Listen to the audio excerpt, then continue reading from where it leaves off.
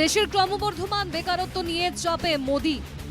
সরকারি চাকরিতেও লক্ষ লক্ষ শূন্য পদ, তাই ঘুরপথে কর্মসংস্থান তৈরির পথে হাঁটল মোদির নেতৃত্বাধীন এনডিএ সরকার। বেসরকারি সেক্টরকে শিখণ্ডী করে মুখ বাঁচানোর চেষ্টা সরকারের।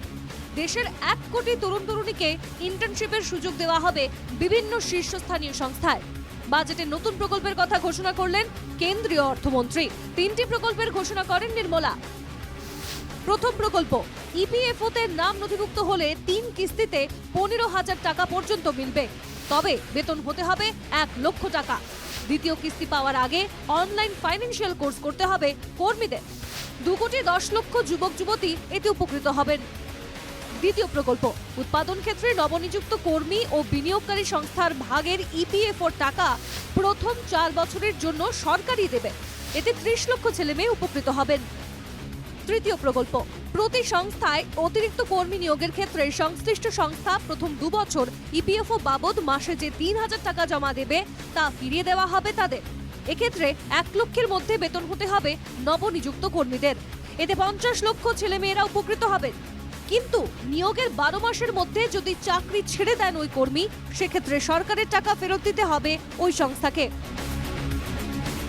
বেকারত্ব দূরীকরণ আরও একটি বড় বিষয় হলো যুবক যুবতীদের চাহিদা অনুযায়ী দক্ষতা তৈরি করা। বাজেটের ঘোষণা অনুযায়ী সেই দায়িত্ব দেওয়া হচ্ছে দেশের প্রথম সারির বেসরকারি কোম্পানিগুলিকেই। 5 বছরে 500টি বড় সংস্থায় ইন্টার্নশিপ করার সুযোগ পাবেন 1 কোটি পড়ুয়া। 1 বছর ধরে হাতে কলমে কাজ শিখতে পারবেন তারা। প্রতি মাসে 5,000 টাকা ও এককালীন 6,000 টাকা দেওয়া হবে। সংস্থাগুলি সিএসআর ফান্ড থেকে ট্রেনিং এর খরচ বহন করবে।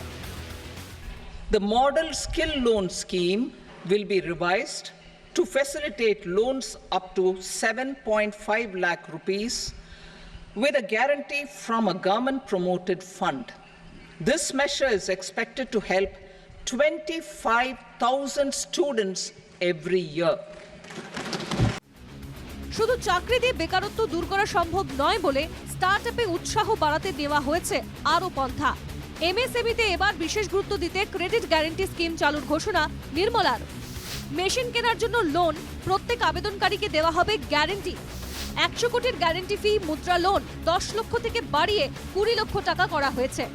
তবে যারা তরুণ ক্যাটাগরির অধীনে ঋণ নিয়ে ঠিকমতো ঋণ শোধ করেছেন তাদের এই সুবিধা থাকবে।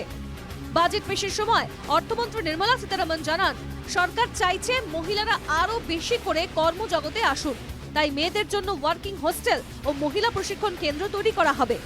মহিলাদের দক্ষতা বাড়াতে 3 লক্ষ কোটি টাকা বরাদ্দ হয়েছে বলে জানান অর্থমন্ত্রী। Bureau report, NKTV Bangla.